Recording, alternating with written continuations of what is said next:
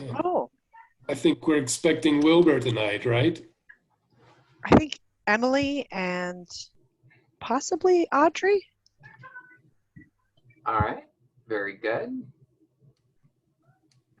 Oop. So while we're waiting, I saw your post about your wood-fired water, your hot tub outside. Yeah. And I am just want to get your thoughts on wood fires. Oh, okay. Yeah, it's a, there's a little controversy around the whole idea of burning wood and stuff for sure, because of, it is clearly releasing CO2. Um, there's this other philosophy. I'm not sure if you followed or read much about the natural carbon cycle of the earth. I have a biology degree. Yeah. Yeah, so it's, I'm kind of a little bit in that camp, that, natural burning of dead wood is, a normal part of our cycle. And the reason that we're having the problems that we're having is because we're burning fossil fuels. The burning of wood is not really the problem. At least it's not what got us into this problem for sure. And then, and so I'm just kind of on the fence about it. I know that in terms of, heating water, there's not a benign way to do it. And so, we've chosen, to do wood fired. We have so much wood that comes off the oak tree in our backyard. Yeah, so I'm the same way. I'm always pruning my elm tree, and I've got several other trees. So I've got a lot of wood. And so initially I was thinking, it's carbon in, carbon out. Um, it's certainly sustainable and it's certainly carbon neutral to burn wood. Then I saw somebody saying, well, the problem is when you burn it, it's black carbon. It's that, and actually, they're also the people who say for lung reasons, for health reasons, you Right. shouldn't do it in the cities. So, I've got some stacked up that I try to dry really well and have a few fires a year, but just have that like, The thing is that, if you have I designed the stove so that it burns super efficiently. If you actually look at the video that I showed, you can see the amount of smoke with that raging fire going. The amount of smoke coming out the stack is practically, you can't see it. It's like, it burns super efficiently. And so if you design your wood stove correctly, you'll get not a lot, you'll get more efficiency out of the burn, and you'll have a heck of a lot less smoke and pollution coming out yeah. the chimney. As opposed to my neighbors who believe that any wood that's not on the tree is dry enough to burn, Yeah. and leaves are fine too. Yeah. I get smoked out of my yard some days. My neighbors like to throw one of those Duralogs, like the pre-packaged, Yeah. and it smells weird. It's really obvious when they do it. They just throw it in there. I think they have a chimney or something. Yeah. But Yeah. no, thank you. Yeah. Yeah, or people who throw treated lumber and all that. God only knows what else in there too, But I am a meat eater for sure, and one of my favorite things to do in the summer is to cook a leg of lamb on the grill, and wood-fired leg of lamb is like some of the best tasting food I can think of. So. Oh, I thought you were going to say it's one of the best ways to get kicked out of transition. Yeah, well, what the heck. Actually, lamb's supposed to be better than beef, right? Oh, a ton better, yeah, because Everything's better than beef. Yeah. But yeah, most lamb is free range, and while what ungulates do for the environment, they're amazing contributor to the ecosystems. As long as they don't fart too much. Yeah. I think it's burping actually. Is Yeah. it burping? Oh, Burping Yeah. and farting, yes. All that. But again, all that's natural and normal. It's the fossil fuels that we have that are really our problems. The fossil fuels Well, are our and the problem. amount of cows that we're raising per person. Well, sure, yeah. Yeah, it's and, our commercial livestock industry is insane. it's the feeding of the cows. Yeah. I just saw, I think I don't know, it was a survey or whatever a study that came out about people eating less meat. And if people just eat like, it's like 3 to 4 less, meals per week or something, which I really like. I'm a vegetarian, but I always find it like, it's don't let the perfect be the enemy of the good or something. Yeah. So I think Well, that made me excited because I'm like, wow, then people don't have to give up their, things that, and, eating is very emotional and very, right there. So and it's the other thing hard to about sway that, people on that. yeah, and the other thing is like, so I eat meat, I don't know, a couple times a month or something. I can cut all of that out, and it does nowhere near as much good as somebody who's eating it on a daily basis, cutting it out, 1 or 2 days a week. So it's Right. really that trimming it down, I think that's, And cutting out as much beef as possible. Well, and yeah. if you look at like the average lifestyle of, the American, you could take any one slice of that, the food, the transportation, the home energy use, you know, um, I don't know anybody who's doing it all perfectly and, leaving zero footprint. None of us are in that space.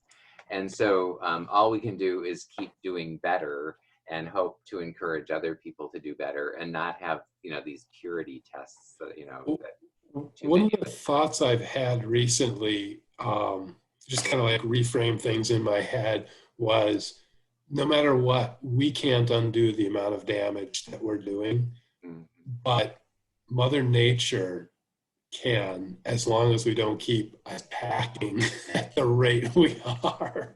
yeah. We just need to not be so bad and let Mother Nature do the rest Right. for healing. So. Well, I hope Emily didn't tune in and she's actually a cattle rancher in her spare time. Yeah, watch your mouth there. Yeah. No. I've known some very nice cattle ranchers who did really well with their cattle, by the way. Just saying. I worked for a couple of weeks on a ranch in Montana. And if my attitude is, if the cows even are kept on a small scale and they're let roam and range in a large area, and they're not then brought to a feedlot where they're fed tons of corn, it's that whole cycle that breaks everything. And when you remove the animals from the natural environment that they're in and you separate them from the farm, that's what creates all the problems. That's why we end up feeding them corn, which is slowly killing the cows. But we don't care because they're getting ready for slaughter. So we ship them off to these feedlots where we feed them food they're not supposed to eat that's slowly killing them. We grow poorly, that whole cycle is bad. But if you leave them on the farm, let them be fully grass fed their whole lives, you don't have nearly the problems that you have with the feedlot situation. It's the feedlot situation that creates the problems that we have even in the beef industry, in my opinion. But anyway, here we are. Having a meeting. Who's got an agenda? I don't. We need to hear about Chard Your Yard. Go ahead.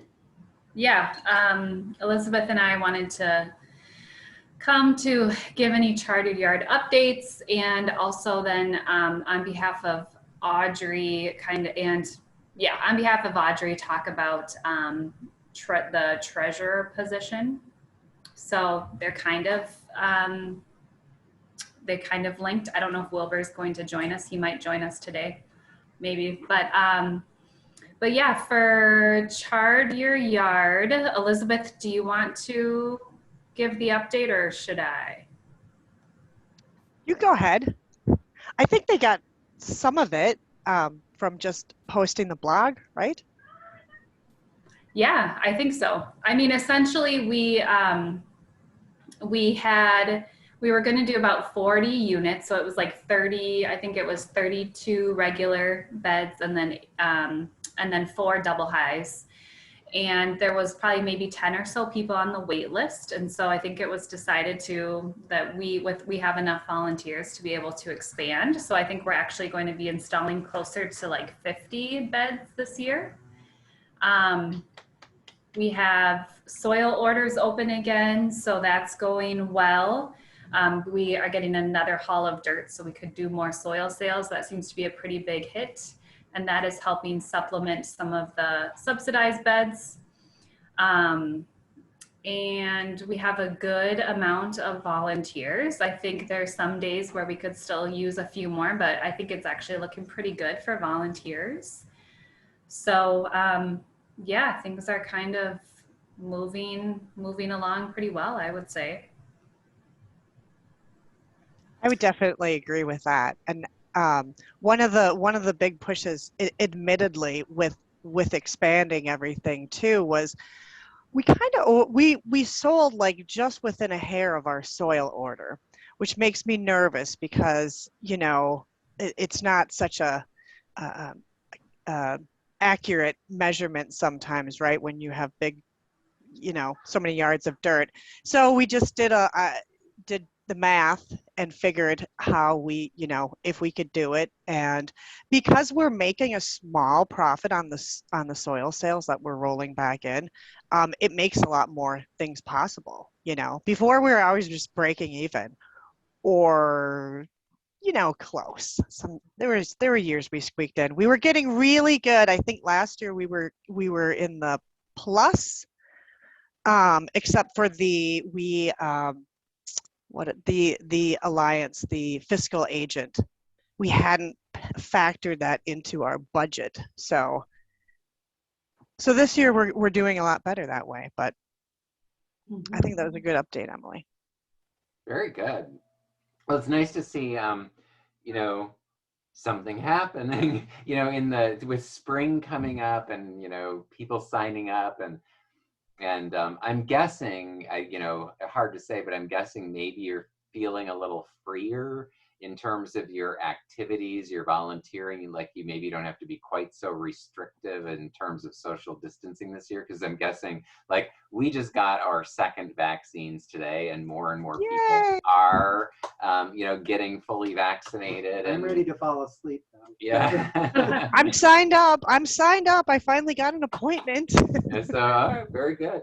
Well, I'm just waiting for the second. I had a really bad reaction to my first one, so I'm expecting not to be in good shape tomorrow. But the point is that and something, to talk about is, I'm guessing that might mean you've got some flexibility with Chard Your Yard activities this year. And does that mean we can actually start thinking about live in-person events for fully vaccinated people in the fairly near future?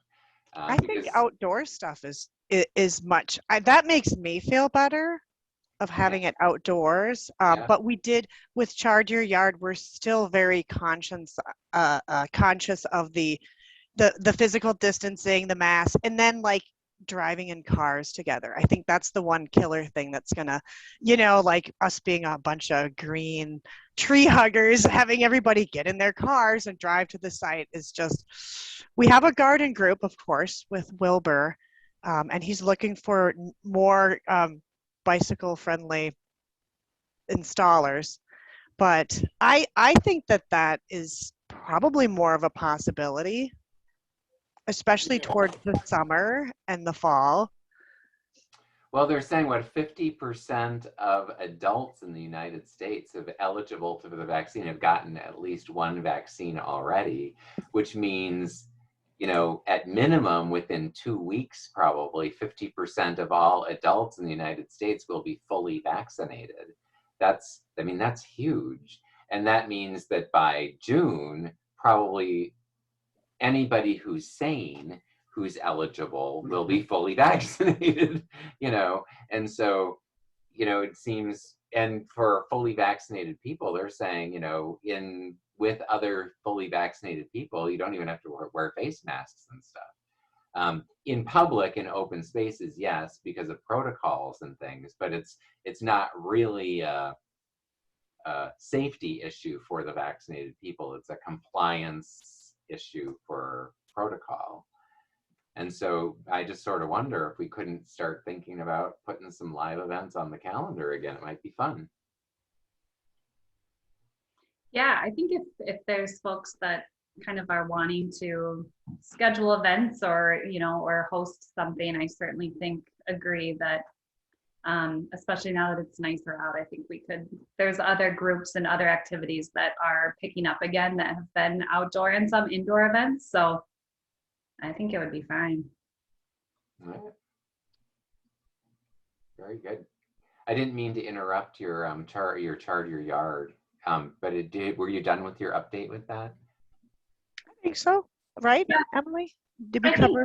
I think that's a pretty good summary update, and kind of moving away from that or branching off of that was a discussion with the treasurer. So Audrey is the treasurer now, and she is, I think, effective like end of May. She wants to be kind of out of that role.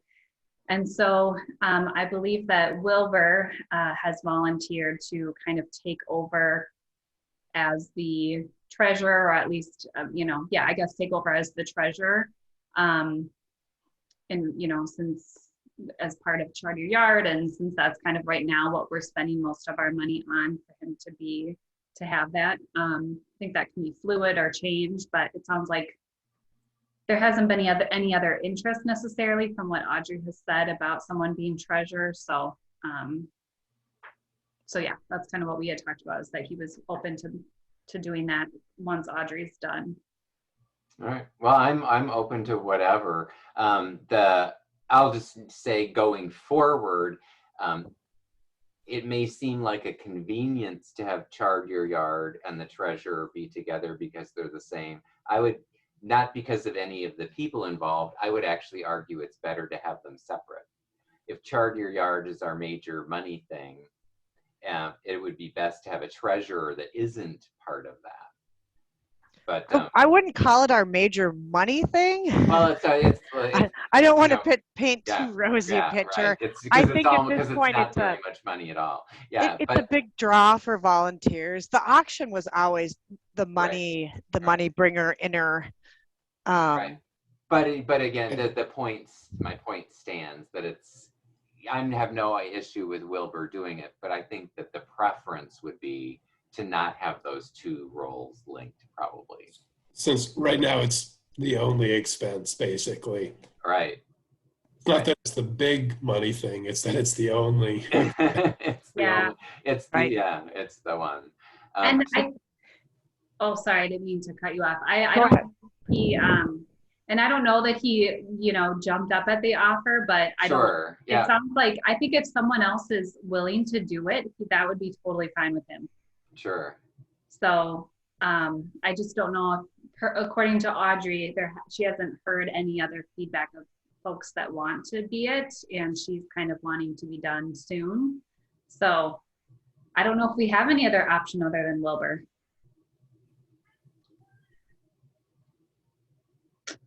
So. All right. Well, and again, I don't think anybody has an objection to him either. So, but I'm just saying, in the ideal world going forward, it might be nice. So if anybody who's listening to this wants to be the treasurer, let us know, because we'd like to hear from you, because it would be ideally, from a governance perspective, it would be really great to not have the people who are collecting and handling the money also be the treasurer. Yeah. So long-term, I think that's But wasn't that Audrey's position previously? Because she was very involved, or still is very involved in Chard Your Yard, and was still the auditor. You know what I mean? Like it's just a different person on the. I guess I always still think of Chard Your Yard as a committee, because it always had been.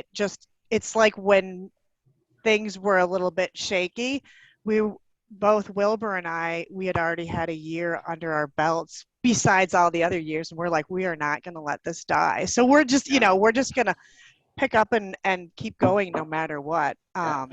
I think Mike is more talking about in an ideal world. Right now, we don't have enough active people Right. for it to, we just don't have choices for some. Yeah. We don't have enough people Really- and we don't have enough money moving through to make it an issue.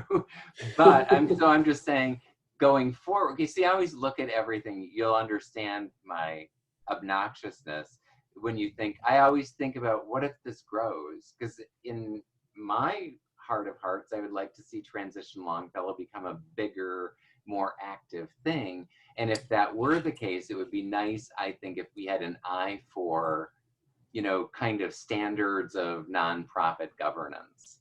And there are standards kind of Yep. those things. And one of those things is that you separate those duties out so that the people who are, spending and collecting the money aren't the people who are accounting for it at the same Isn't that what but I mean, isn't that what the fiscal agent does? I'm just clarifying. I'm not really, no. trying to rock the boat or anything. Most nonprofits don't have a fiscal agent.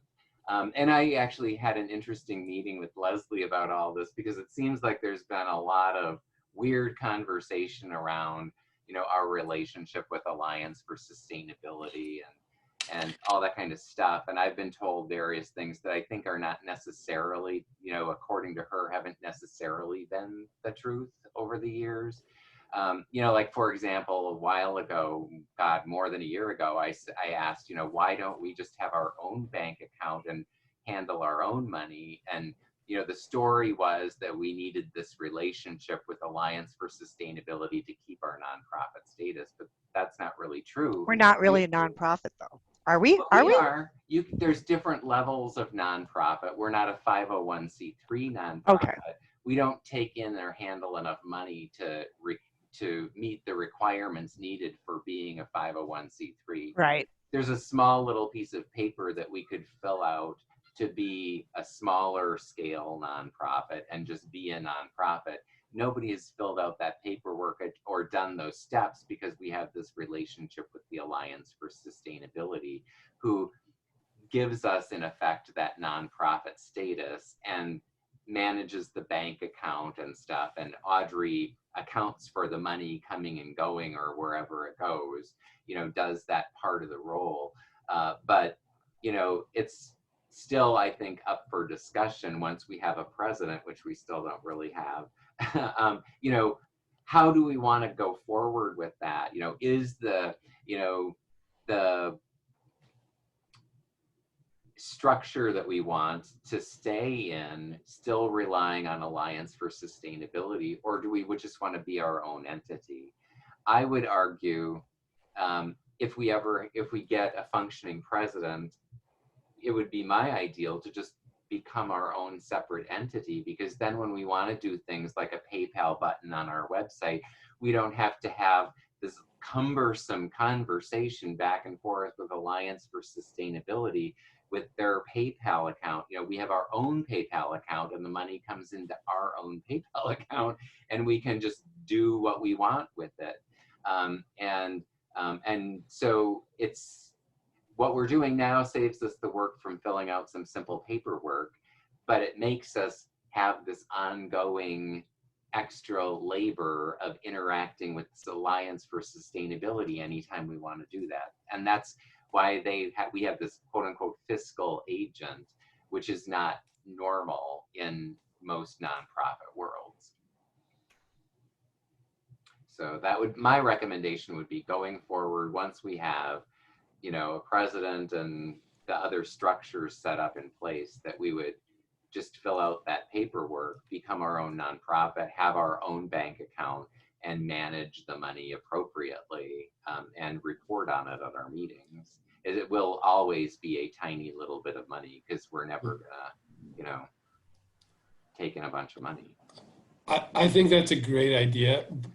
So in the short term, though, nobody has any objections to Wilbur taking over until more structure develops with a transition fund fellow. And then, yeah, that sounds like an important discussion to have.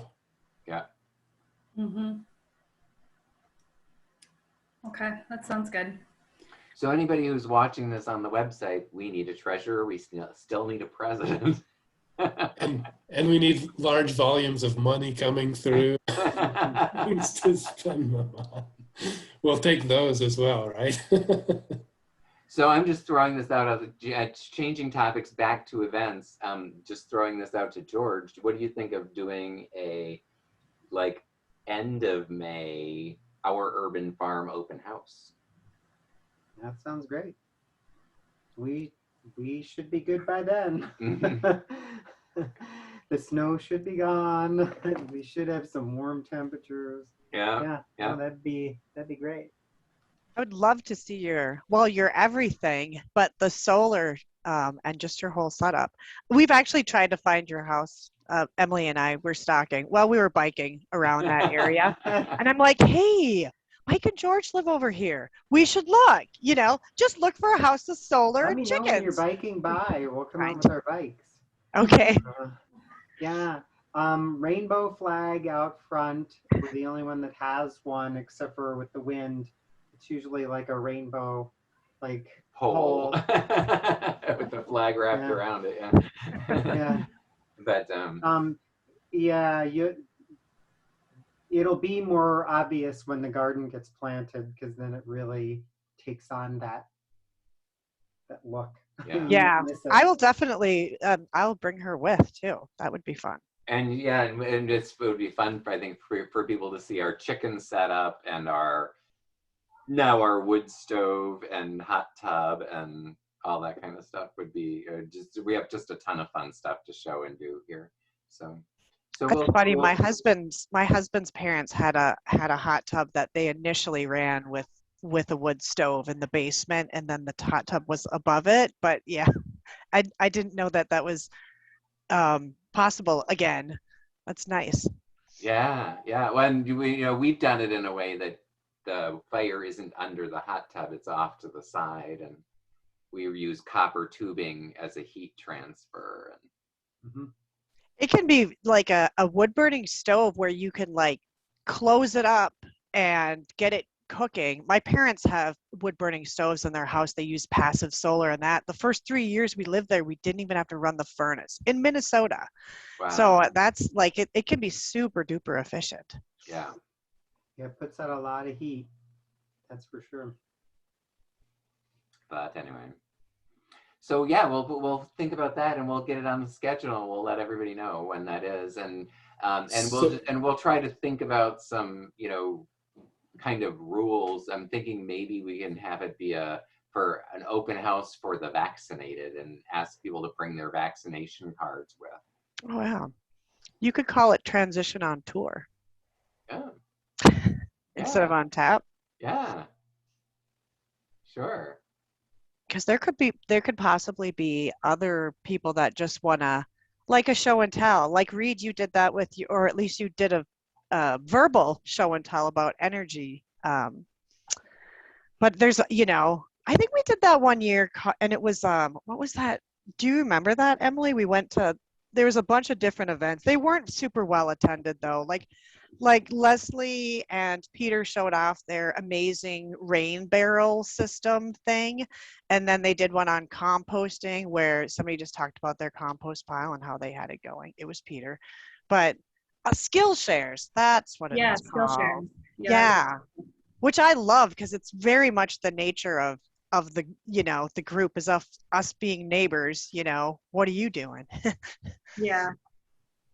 Well, and I think, I think certainly especially since it's at your guys' house, you certainly have the right, or you guys should be able to have the right to decide. I don't know, as an organization, if we should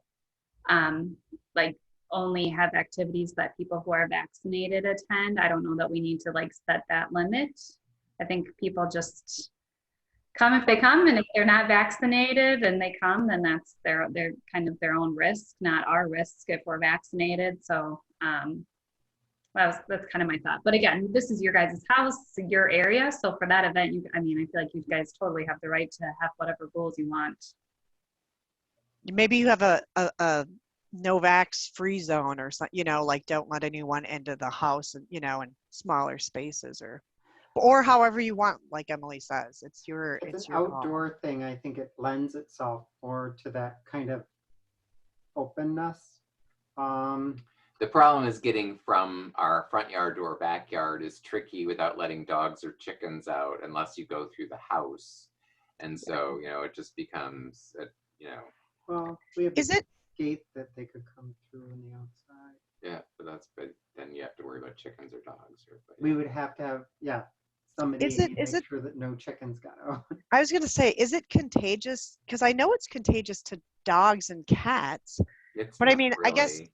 as a person, or a pet owner, I would be kind of concerned about, and I might just be too paranoid too with it being so catchy. Well, it's there's, I think, been a lot of misinformation spread around. Right. Is that more misinformation? I guess that's kind of my question too. Was that like a legit thing? Because I've refrained from petting dogs. I used to always somebody comes up with the dog, you pet the dog. Well, animals absolutely can spread it like any other surface. And so, in the animal sheltering world, we have said social distancing applies to pets too. You can't be out social distancing with a space mask on, let your dog totally pet somebody, then your dog comes back and you pet him. It's, especially if the dog licks somebody or, whatever. Right. It's not so, dogs and cats are not going to get COVID-19 and get sick from it. That's just not going to happen. There have been a handful of weird cases where, they have tested some animals and they have tested positive for it. But they haven't gotten sick and died from COVID-19. And there's, I think, some question about whether or not those animals were really sick or if they just detected virus in their sinuses. Because, just because somebody breathed in some COVID and it was in there doesn't mean that animal is infected with disease. It's not like that disease is reproducing inside their body. And so there's different stages of infection, and the nuances of that conversation get lost in the way our press reports and talks about stuff. So if a tiger at a zoo, tested positive because they did a nasal swab and found COVID, that doesn't mean that virus is in its body spreading around. It could just mean that it breathed in some COVID that is still in its nose. So, but I still think we should avoid pets. We shouldn't interact with other people's pets. So going back to the transitions on tour idea, that sounds like a great idea in this time when people aren't really necessarily wanting to go out to eat in places or doing it strictly online. I was thinking if I get my tool library more organized and rolling, then that would be another good one for sometime during the summer to just have people pass through. Because again, it would be outside. And the other idea is back to Chard Your Yard. Is I'm always curious to see what results people generate who are in Chard Your Yard, either this year, because they're new to it, or people who have had it for a number of years and kept it going. I'm just curious to see, what do they do with that space? What have they produced and that kind of thing. So that's almost like it could be its own tour of Chard Your Yards. Absolutely. Absolutely. I would put that together, get our committee to. Yeah, we've done that before on bikes. Because there's a period of time in the spring and summer where it probably makes the most sense to have that, just a growing season wise. Yeah, it is an interesting thing. A couple of the ones that I've installed near my house, I go past regularly and always peek and see what's going on, and they still exist. There are some bedraggled times. Yeah, we did a survey didn't we do the survey last year, I think? And it was pretty positive results on people that were still using their garden and using it for vegetables. Um, yeah, I love that idea. And I I'd be think curious to hear mid-June what would they probably be. learn. What have they learned? Because I mean, we think about what we've learned over the years and what we have learned from other people. Because we get less, information and great learning from what other people are up to, and so that might also help spread some knowledge and wisdom.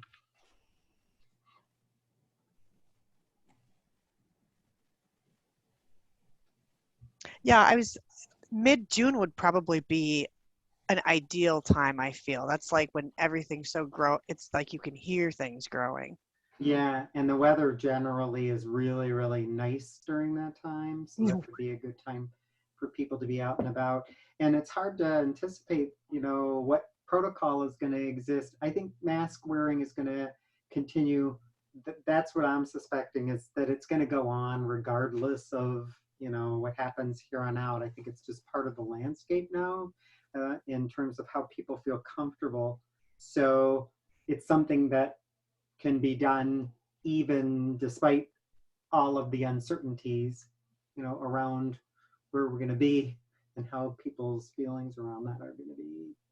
And I think that for events, it would having stated policies about masks and vaccines and stuff will be important, so that to give people some level of comfort to come to them. Because I think if you don't, people won't show up.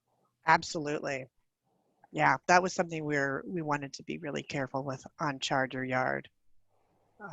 Yeah, Hence the particularly if they bring two children, because children, there still isn't a vaccination protocol for kids, at least age 16 or below age 16. Yep. Or is it down to 12 now? Well, it was down to 12 until Johnson and Johnson. I think Yeah. that was the one that went down to 12. Yeah, and they're saying that they anticipate that will come back online fairly quickly. So, but just wanting to be welcoming to people with kids and bikers and walkers and everybody else.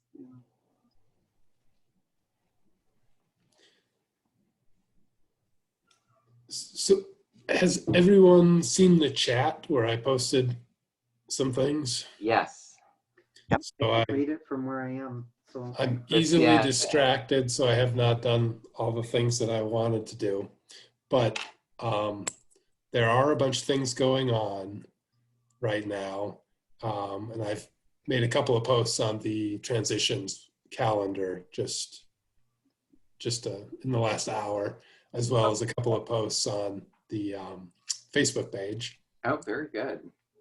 So obviously Chard Your Yard is a bunch of what's going on in the next few weeks.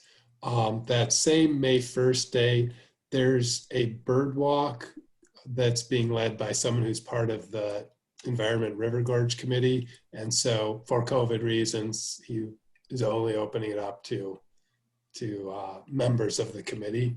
So that's not a public event, and I did not post that. Then he is... It's too bad if you found somebody to do that. It would be really nice to have a more public event. I got into a conversation on Nextdoor, of all places, somebody wanting to have hawks exterminated from their yard, and it just kind of evolved into this whole conversation about birds in the Mississippi River Gorge, and so I've been asked to go out and do bird walks, but I am not the person to do those. So he worked for the DNR for a number of years, and well, you can look on the Facebook post, okay, all right, or the calendar. So he worked for the DNR for a bunch of years. He's doing a bunch in the spring, and then his plan is to start up again in the fall and have those be opened up okay. once people are vaccinated and see how things. There's I'll just go post, because that conversation just went on and on and on, and there's tons of people following it. And even though it died off a little bit, if I post a follow up to it, they'll all get notified. And so we could get some people out to do for a bird walk for sure. I think they would love it. Yeah. So he's going to do that the May 1st, 10:30 a.m., I think, is a discussion about how to make your yards better bird habitats. So, and that is a Zoom open to everybody. Oh, very good. That's wonderful. Then May 8th, I don't know, let's see, I posted this as well. It's through Solid Waste and Recycling, the city of Minneapolis. They're doing garden tool swaps on May 8th, and they're doing it at 5 parks. The closest one to us is going to be Corcoran and King, and then maybe it's 4. Then there are some on the north side as well. So just going to come bring tools that you have that you don't want and pick up tools that you do want. That's cool. And then on May 22nd, Friends of the Mississippi River is going to do a garlic pull. Now, I haven't checked to see if that event is full yet. Because of COVID restrictions on event size, my guess is it probably is full. What I want to do is have a separate event. There's a lot of good, I just put garlic pull. Yeah, there's garlic growing all over. No, it's garlic mustard. And there's a bunch. I was going to say, wait a minute, like garlic's not going to be ready till July. We're expecting vampires, and we need to get anything we can. So Brackett Park has a significant amount of it, as does the Shasta site across the street where Hiawatha Academy is now. So I want to put together, I'm not sure if it'll be that weekend or a different weekend, but sort of a companion event. And my thought on that is to actually go out and take some video showing here's where it is, and here's a website that gives you all sorts of information on identifying it. So you can either come at these times when other people will be around, or come at your own if you want more separation, or if you can't make those times, just come on down. And there's actually a lot of burdock as well. So a couple of invasive species that that could be pulled as part of that. And then some other stuff going on. There's a rusty patched bumblebee identification contest that Daniel Schultz is doing. He has been to transitions meetings. Maybe it was back in 2019. It's been a while. So he is mostly funding this himself, though some other people are pitching in. And we have had sightings, including a nest in Longfellow of the rusty patched bumblebee, which when I'd heard, there was all that talk about it, I assumed it was off, in state parks or something like that. But no, it's actually the metro area is one of the spots where it's. Our yard is filled with bumblebees all summer. I don't know, specifically what kind, but I know there's different species for sure, because there's all different kinds of bumblebees in our front yard all summer. So I'm interested to know. Yeah, so on the Facebook page, I posted information about the contest, and also there was an bumblebee identification Zoom that went on a week ago, which I unfortunately missed, with someone, I think she's from the University Extension office. So I need to look at that and see. They are kind of distinctive. It really does have a rusty patch on its back, so. I was looking for a website, because there is a website that does all the identification and you can report yours in. So I looked up Bumblebee Watch and I found a whole bunch of Transformers, yellow and black wristwatches. Sorry, just had to share that. I'm like, what the? Oh, Bumblebee. I think it is bumblebeewatch.org. I think it is, but yeah. So, and that's the way the contest is being run is, this is the low effort contest. You do the identification through Bumblebee Watch, and then you report to Daniel if you think you're the first person or if you've seen the most bumblebees, and there's child division and adult division on those. So I put so, yeah. the site in the chat there. It's really interesting because they give you like the full identification, and they do a really good job of telling you not just the rusty patch, but all the different, there's so many different types of bumblebees. Yeah, right. And they're just amazing bees. I mean, I like all the bees. They're all fascinating, but bumblebees particularly fascinating to me.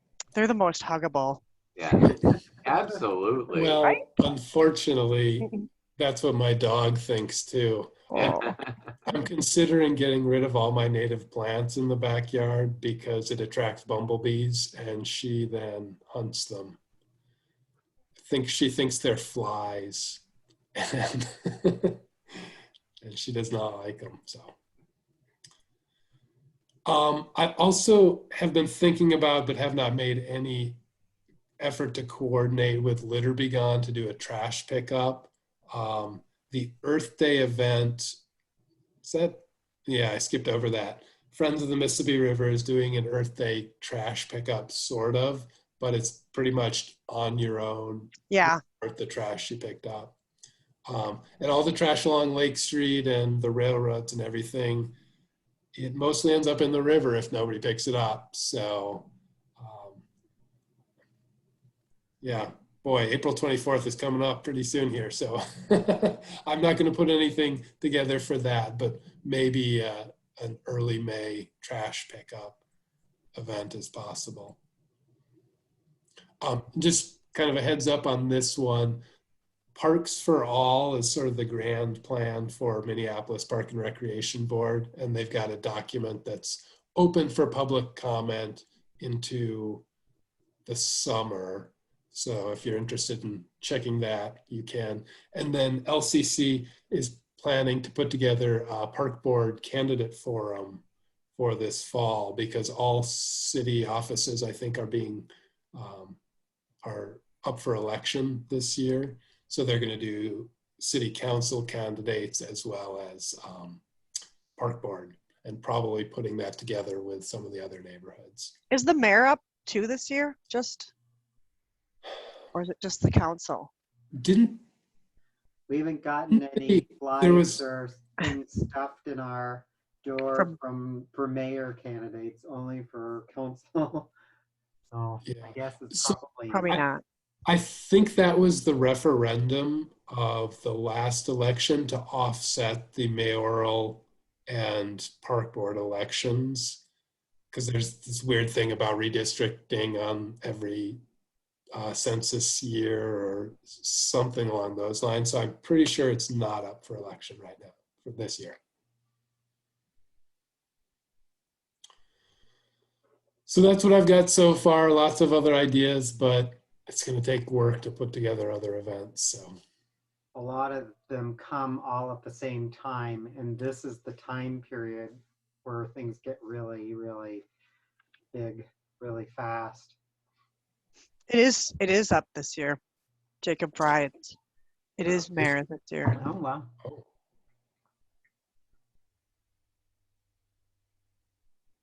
Nobody wants that job. I'm just looking at the candidates. There's only like 5 candidates.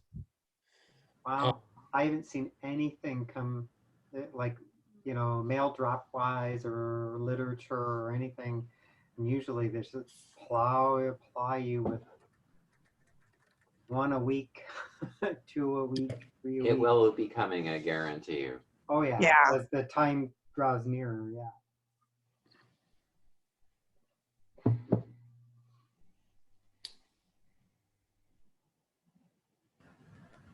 So that is an interesting point, though.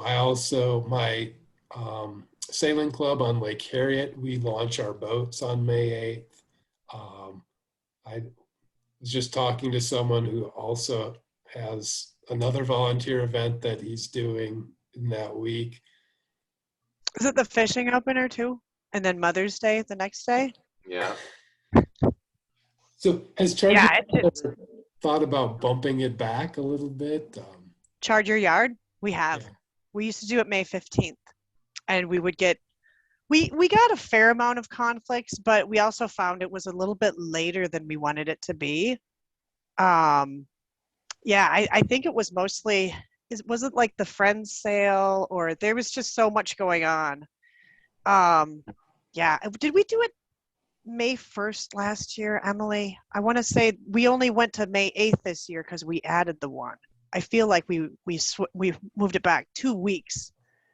Yeah, and it Yeah. was around the time that they moved the the frost-free date from May 15th to May 1st as well, wasn't it? Oh, did they officially move that? Yeah, and then we got a light frost afterwards, but It's like my number one nice thing about living in Minneapolis is that urban heat island. I had some amaryllis out on my porch, and they were right next to the house, and I had them out like through not in the really cold stuff we got on, what was that, Sunday night, the beginning of this week, but all through the 30s last week. They lived. They're fine. Every year it seems like it warms up, my plum tree blossoms, and then it gets so cold and wet that no insects come to pollinate it. Yeah. So maybe frost-free, but it's not warm enough for the bugs at this point. Well, sometimes with all the weird climate change with the shifts and when things are blooming, it's not jiving when the insects that need to, do whatever they need to do with those, plants, it's not necessarily jiving anymore, which could be like huge. Well, and weird little things too. Like I'm particularly sensitive to one of my favorite times of year right on the river here is when the yellow-rumped warblers come through. I mean, because they come through in just these large flocks, and I think they're small enough birds. Most people don't notice them; they think they're sparrows or whatever. But when they're in the middle of their peak migration along 46th Avenue along here, you'll be at an intersection, and there'll be 24 or more yellow-rumped warblers, in the streets picking up the dropped elm seeds that are falling because they're synced right up, and they will eat that. And so for so many years, very recently, the dropping of those seeds and the arrival of the warblers have been out of sync. And I just think, wow, that must be really tough on those birds because that's like a key food source for them. But it can cause extinctions. I hope it doesn't. They're so cute. I just looked it up. They're super cute. I don't think I've ever seen them around my house, but They're I'm not gonna really. they don't stay here very long. Oh. They're very short-lived here. They move, and they move through in large numbers when they go through. It's almost like the mayflies. They're here, they're gone. Yeah, cool. But anyway, yeah, it's just weird, the timings of stuff. And we're slowly watching the blossoms on our cherry tree out front, which seems to be really early for cherries to be getting ready to bloom. Maybe it's not, but it seems to me it is. And then we get their blossoms are getting ready to open, and it gets this cold. But they're fine. You're making me think. You're making me wonder if somebody has a phenomenology blog or something for Minneapolis, like the city of Minneapolis, to say, here's what's migrating through on the river right now. That would be a really great thing to do. It would be lovely if somebody did. I'm not aware of one. Because it's one of the world's great migratory routes. But what a lot of people don't realize is so many of the birds are small songbirds, and the migration route is really right along the river in that green zone. And so unless you're very nearby the Mississippi River and you're really versed on those small little songbirds, you don't notice. But the flocks of them are impressive as they come through. It's just, it's stunning if you really watch for it. We're super lucky to live in the flyway. Like we get the eagles and just everything. Like people travel here just for the birds. And the thing that made me so sad about that conversation that was out on Nextdoor that came up is so few people understand in that conversation. I think the majority of the people on Nextdoor didn't even realize, oh my gosh, we're on one of the major migratory routes in the world, like is right here. And so many people didn't even realize it or appreciate, and don't go out and appreciate it. Aren't most hawks, don't they eat like roadkill and whatnot too? Aren't they, right? Aren't they? Scavengers, Scavengers? Yeah, I mean, yeah. I mean, not yeah. like in a bad way. I'm not saying in a bad way. It's good. They're like multi-purpose. Sure, that's true. Especially like, people get all upset about eagles and stuff where they worry, like, because we have chickens, I belong to chicken groups and stuff, and people are always worried that hawks or eagles are going to kill their chickens. It's like, yeah, not so much. Eagles very much are scavengers. Bald eagles are very much scavengers, Yeah. or fish eaters, which is why Yep. they're always along the river. They want fish and they want something that's dead already, because they almost never hunt anything that's on the land ever. And hawks, most of the hawks will eat carrion. But most of the hawks love to take live food. They just take much smaller food than most people would ever think. The average red-tailed hawk, which is one of the largest hawks in the Midwest, weighs under 3 pounds. And, they can carry away something that's a third their body weight max. So, these stories of them carrying off poodles and stuff is just made up. Not happen, didn't ever happen. Somebody heard something from somebody and they repeated it, and so it's, but they do also eat carrion, yes. Yeah, I saw one of the Cooper's hawks in our neighborhood. Unfortunately, like we pretty much almost walked right into the middle of this hunt. It was going after a squirrel while I was dog walking, and we kind of all arrived at the same point at the same time. If I'd known, I would have tried to help the hawk catch the squirrel. But Funny where that came from. they definitely are hunting pigeons and squirrels in our neighborhood.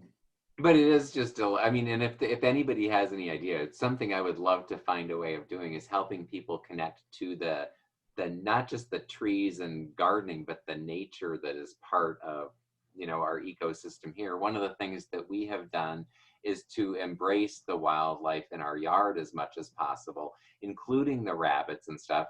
And so, we have our garden bunnies, but, that means we also appreciate the Cooper's hawk nest that's, on the boulevard tree right across the street, because it all works together.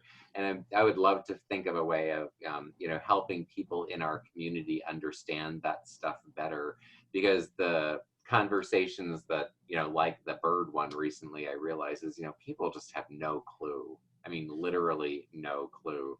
They just see, the Cooper's hawk complaint is that they see the heads of dead birds under the tree where the nest is, and that's awful and disgusting and gross, and so they want the Cooper's hawks gone.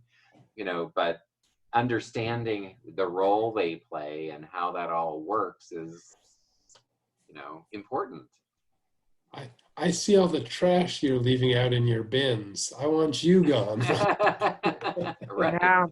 Who's the invasive species? Yeah, right. So one of my friends has a camera set up underneath his steps, and it's mostly bunny cam because they're rabbits that set up underneath there. But every once in a while, a squirrel will come run through and chase the rabbits away, or a shrew will come underneath there or something. There's all kinds of action going on in that hidden spot. Yeah. He didn't know about until he set up the camera. Well, and people are, well, I could go on. I could talk about wildlife and animals forever and ever. The other thing that's so funny is people have misunderstandings about what animals eat too. They think like if they're an herbivore, that means they don't ever kill things and eat. But it reminds me of this study. People were trying to figure out what was happening to these birds in this area. Like none of the nests that were below a certain height were, producing offspring. Birds would nest in them, eggs would be laid, babies would hatch, but then, you know, moments later they would be gone. And so they didn't know what was going on. And so they set up cameras and they found it was white-tailed deer coming along, and anything that was low enough that the white-tailed deer could reach it, even standing on their back legs, they were going around and pulling the baby birds out of the nests and eating them. So, and I can tell you, you know, rabbits love meat, chickens love meat. I mean, just, you know, a lot of things just are not what we think. A lot of things will eat anything. Yeah. I think chickens will eat anything. Anything. Yeah. Anything. They do. Anything. Yeah. They do. Have you had any chicken fights? Yeah, our chickens get along really pretty well. They're all hens, and you know, we got 3 that were hatched on the same day. They're not probably siblings, but they were all raised together. And then we got 2 more that were just 3 weeks later. And so they all kind of grew up together, and so they all get along. They have a pecking order They for sure. definitely have a social structure, very distinct. And that Yeah. and that idea of pecking order definitely comes from chickens, but they're not overt about it. One of my neighbors had to bring one inside for a while because it was nearly killed. Yep, It I've heard was- stories of that. Some breeds I think are more social and more docile than others. And if you have, Yeah. and it also depends on the density of the birds, the availability of food, and other housing situations. You can exacerbate aggression through, you know, your setup. But our chickens just, I mean, they've got full run all the time of our whole backyard, other backyard and side yard. And it's, you know, only 5 chickens. So they've just got as much food and space as they could possibly ever want. And so they just don't ever gripe at each other much. Mm-mm. But anyway. Well, if somebody turns into this planning meeting and skips ahead, they're going to wonder what kind of planning it is. They'll just jump right to the heads laying under the tree.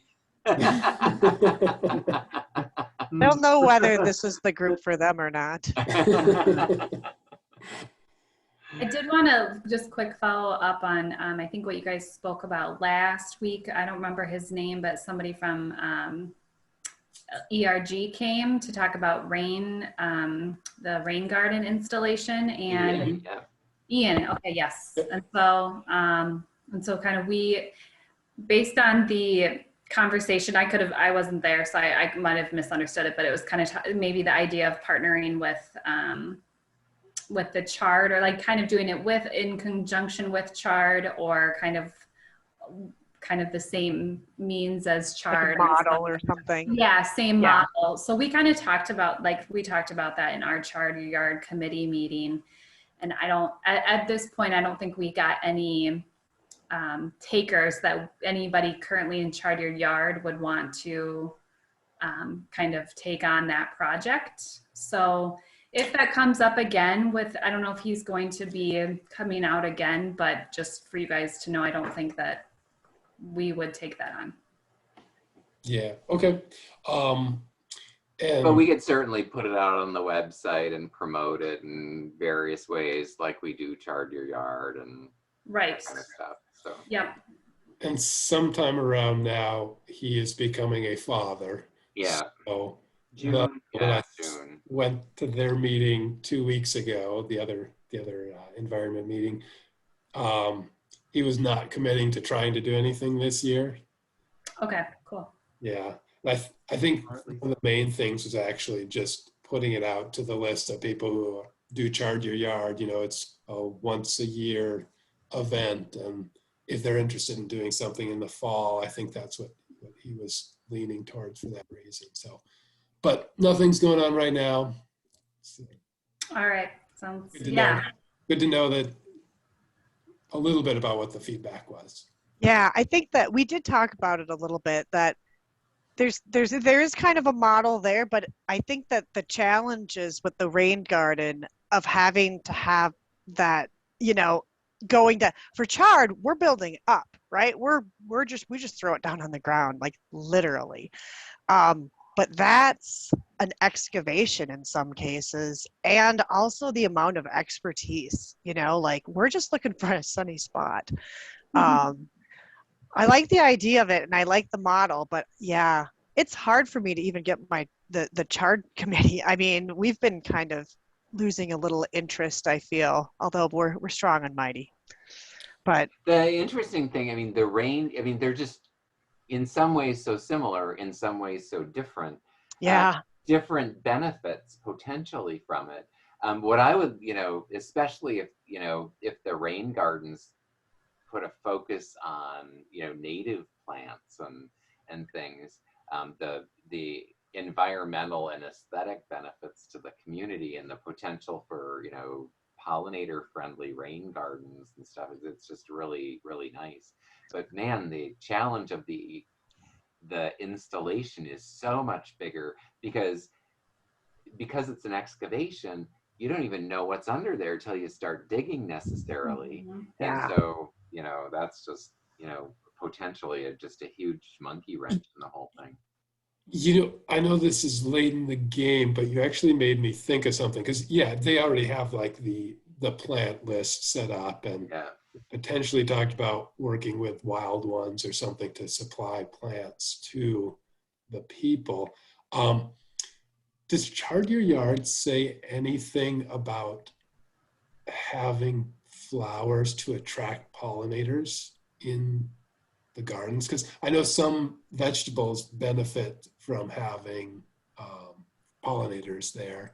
And so putting in a little, I don't know, bee balm or something. It depends. We don't have any set, like we try to promote vegetable gardens, but a lot of gardeners I know will have flowers, marigolds especially for the plant thing, and even sacrificial plants too. That's also one where to attract the insects away from the garden. We're more about just the down and dirty installing garden beds. I think, as we, through the pandemic and as we kind of got more focused and less people on the committee, and it got very tricky to wrangle the master gardeners and to assign a master gardener to each gardener. We found a lot of gardeners didn't even, need that. And we have so many experienced gardeners that participate. We just kind of tap into that. We do have I don't know how many links we have on the site, but if you check out our website, we do have some brief things, more about hugel culture in your garden. But we're not as much into dictating that. We're always going to go for wanting full vegetables and just, flowers, like you said, for the purposes of, utilitarian flowers, I guess. But I myself personally, I'm a huge vegetable gardener, but the benefits of having a rain garden, I think, are just huge.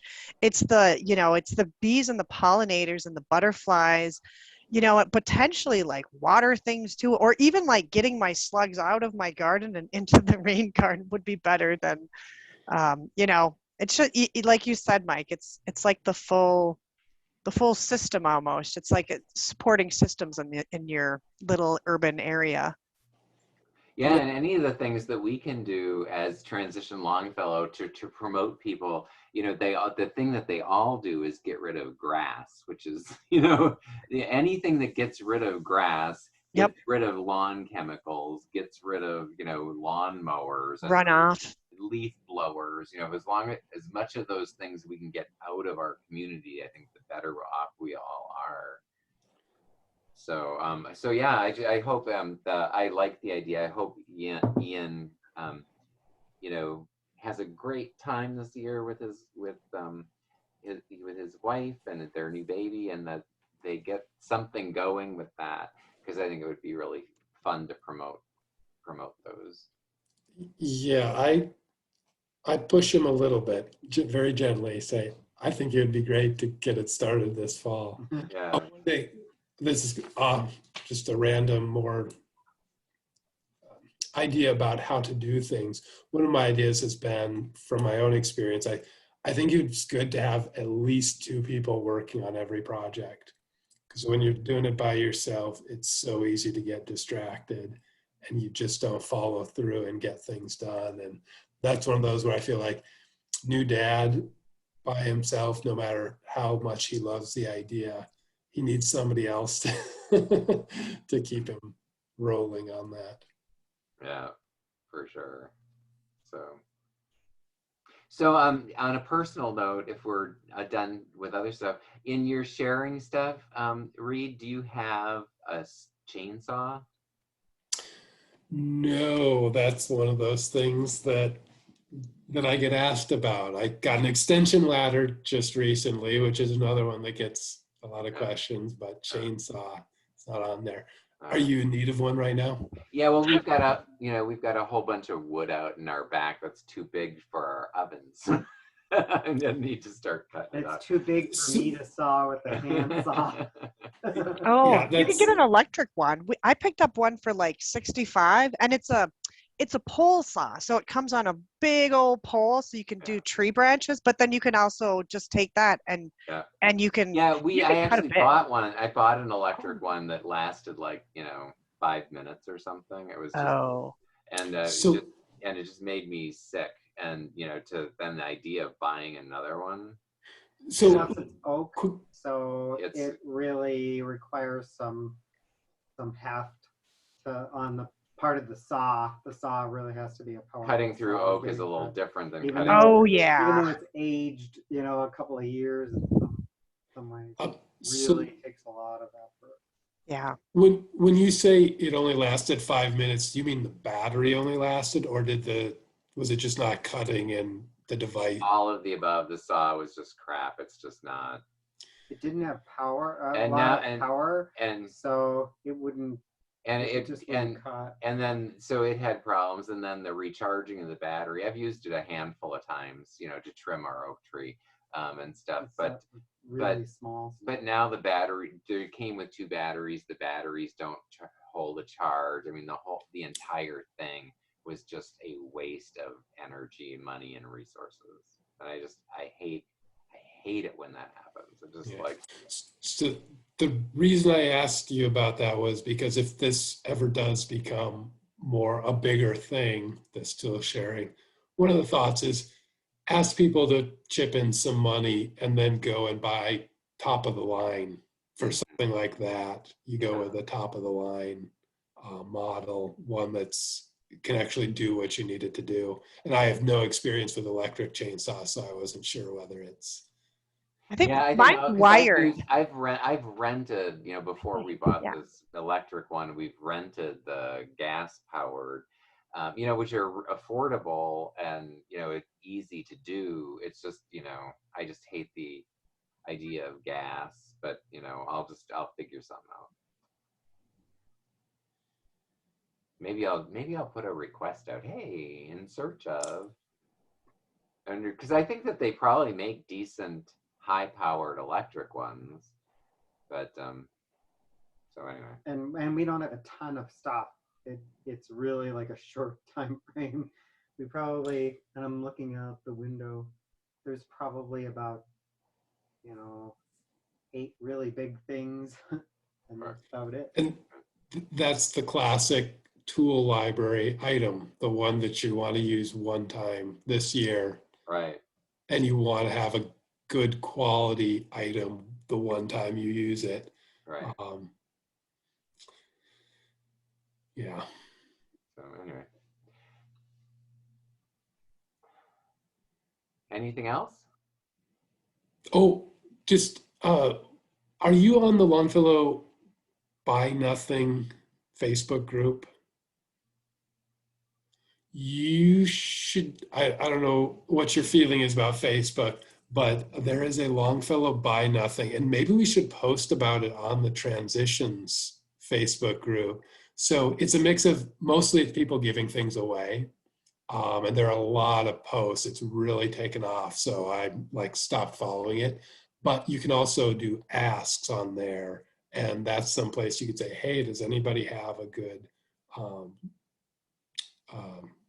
chainsaw that I could borrow for a while. And people have been doing that, asking for things. And Oh, I'll check it out. people Good idea. respond. I detest Facebook, but I'm on there anyway. But it is what it is. I ditched it. I I'm thankfully free. And that's what, like I said, I turned off the notifications. So maybe once in a while I'll go on. I've gotten some good things off of there, some really good things. And I'm hoping to use it to get rid of a lot of things as well. But it also has these other, people are giving away seeds and stuff, but it becomes that issue of there's so much, it's so active right now that the filtering becomes a problem. But if you're going on to ask for something, then you only have to look at your own post. Yeah, I'll check it out. Standish has a buy nothing as well, and I just looked because they actually have a sharing library through buy nothing. So they have like 10 other kinds of saws, but not chainsaw. But yeah, that'd be kind of cool. I mean, if Longfellow, I know we have one for Transition Longfellow, but I don't know how many people use the or the shared tool library, or it's like tools, tents, kind of anything, but kind of cool. How is that set up? So it looks like it's on a Google sheet, Google Docs. I've never used it. And I think it has the neighbor's contact information of like who to message for wanting to borrow it. So I think you just coordinate directly with whoever owns it. Okay. So, yeah.